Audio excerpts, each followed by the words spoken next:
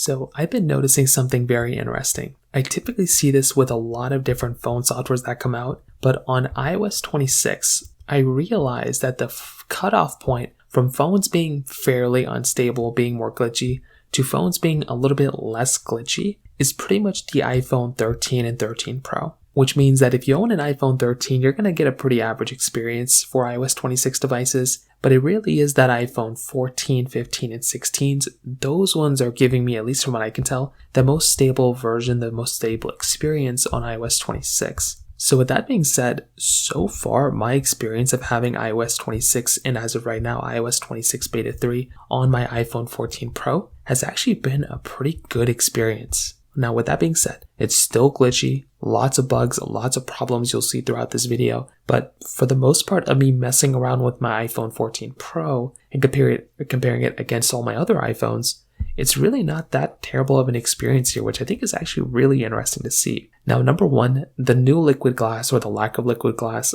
no matter what Apple decides to do, it still is a little finicky when you're going through and you're moving around the whole entire UI. So I'm not going to hit it on that too much. The biggest thing that is kind of, I guess, a good thing about the iPhone 14 Pro right now is that it is still a very, very powerful device. And it still has so many years of software updates ahead of it that even if iOS 26 completely bombs and it's not that great, we still have the chance of probably getting another 4 versions or 3 versions of iOS on this phone. So there probably isn't going to be too many issues there. Now the phone does heat up, the phone's battery life does go down a lot, but so far from me using this phone on an average basis of messing around with things, going to applications, opening up apps, there's been lots of progress from iOS 26 Beta 1 all the way up to Beta 3, and once Beta 4 comes out, I'm sure Apple's going to fix a lot more things as well. Now, it's not perfect. Like I said, I would not recommend installing this whatsoever, but it is interesting. The more and more I test some of these newer phones and some of these older ones, the difference from an iPhone 12 to an iPhone 14 on iOS 26 is a